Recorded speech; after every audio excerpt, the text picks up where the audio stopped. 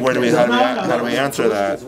And so I was feeling uncomfortable because I had this political ideology, or I was getting interested in it, but it didn't seem for me because I had this strong Jewish identity, even though it wasn't developed yet. Like I had this strong feeling, and I wanted to do something with it. And here's all these people saying, be a worker first, or forget about being Jewish, or Jews are just like a people like everybody else, or whatever it was. And that was until I was about 16, and then my father was reading the newspaper and he saw a book review, Fire in Their Hearts, Yiddish Socialists in New York. And I'm like, oh. So he says, you want to read this? And I said, yeah. So I bought it that night, it got shipped to me, and I just devoured this book. So it was talking about these people that identify politically as pretty radical people, but at the same time were very, very loyal to their Jewish identity, and not even necessarily against a religious identity either. So I saw that, especially the works of this one guy, Dr. Chaim Shadlovsky, and I was just like, okay, I need to be able to access this. I need to be able to access this history and kind of work it into who I want to be. And that's when the shift became for Yiddish. Yiddish, like I said, was like a path. So initially it was more connecting with the past, connecting with family, preserving. Now it became I need to know Yiddish so I can read these radical essays and find out how people were talking about Jewish identity 100 years ago, so I could figure out what I need to be doing now. And that's what I did. I went to the Yiddish Scientific Institute, and I found these old documents. And I'd go there like a real action. I'd sit there and I'd be staring at these words and just waiting for it to happen. I just wanted to understand this, and I'd really just really work hard to go sitting with a dictionary, looking up every single word, asking the librarian to help me, and I was just I got to take this more seriously. I eventually got a textbook. I was teaching myself Yiddish for a couple of years to get it down a little bit more. And it was still kind of a very much between me and this language, and this language putting me on this track for identity and figuring myself out. And that changed again when I was 18, and I had a blog at this point that was in Yiddish, broken Yiddish and in English about these issues of Jewishness in America in the 21st century, developing identity. And a friend of mine who I didn't know at the time found my blog, passed the information along to another friend who I didn't know at the time, Menachem Edelman, and he was at the time the chairman of this organization called Jugendruf, which is Jugendruf, called to the youth for Yiddish, and he invited me to a couple meetings there. So I was in California, and I was like, look, I'll come when I'm on winter break, And when I went to that meeting that winter break, this is 2007, it was the first time I saw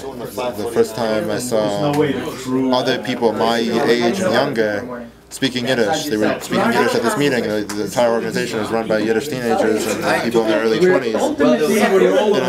And that was enough. That was surprising enough for me. And then we left the meeting and we go into the street and they're still speaking Yiddish. And I was what do you mean? The meeting's over, And I didn't even realize at the time, how influenced I was by the Jewish Enlightenment, which, had the slogan, you're going to be a Jew in the home and a man on the street. It was just my assumption, this is what you do. You speak Yiddish in the meeting. When we go outside, we'll speak English, because and it's not that I studied these things. They're just kind of that was my Masoyra. That was what was passed down to me. This the kind of mentality of how do you be a modern Jew and how you be an enlightened Jew, and that kind of blew my mind. So after that, I took learning a lot more seriously. I started taking classes at the Workman Circle in LA. I had a private tutor. I spoke with old people several times a week, and eventually I needed to move to New York. I needed to be around young people speaking Yiddish. I knew I had something to do.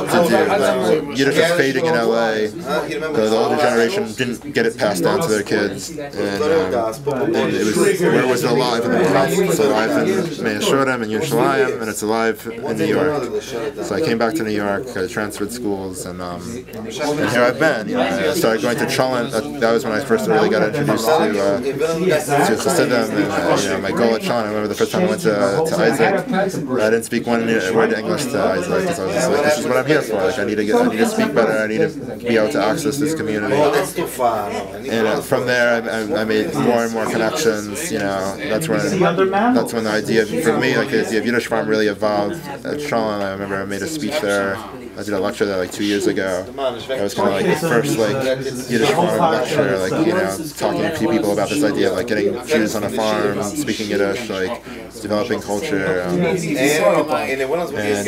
it just kept going from there. From there, I made connections, you know, with certain rebbes, you know. So I started going to a rebbe in Borough Park. You know, from there, you know, we made connections. Just we were looking for farms. We were making connections with different farmers there. So that was a real like focal point also in this kind of development, this process. Yeah, and that's where I don't know. I don't even remember your original question. That's good. You didn't. Now my parents spoke Yiddish when they didn't want us to understand what they were saying. Did your parents do that? Speak Yiddish now. My mother, her first language is Yiddish. My father doesn't know any Yiddish. His father spoke it, but he didn't speak it to him. And I think that was a similar situation with my father. My father, although my grandmother didn't really speak much Yiddish, but I think it was kind of more of a secret language for him. For my mother, it wasn't a secret language. She was the firstborn of 2 refugee parents. You know, this was the language they knew. When my grandfather came to the United States, he knew better Spanish than he knew English, so he didn't speak Yiddish in the house. And he wanted my mother to get a Yiddish education. It didn't work out. My mother's dyslexic. They tried sending her to the school, learning the alphabet. They figured at the end of the day, they're like, one alphabet is enough. Let her be able to read English, you know. And when she started going to public schools, she learned it, you know, English, and she would answer them in English. But she always understood Yiddish, and she still understands Yiddish. I speak it with her now. And the secret language in her house was Polish, because both her parents were from Poland. So if they didn't want her to understand, they would speak Polish. What was their name in Poland? Do you know her parents? My family name? Yeah. On my father's side, it was Paluch, and on my mother's side, it was Golding. Yeah, my mother's from Warsaw. Yeah, my grandfather is from Vizna, and my grandmother is from Szczecin. From where? Szczecin in the Białystok gubernatorial. And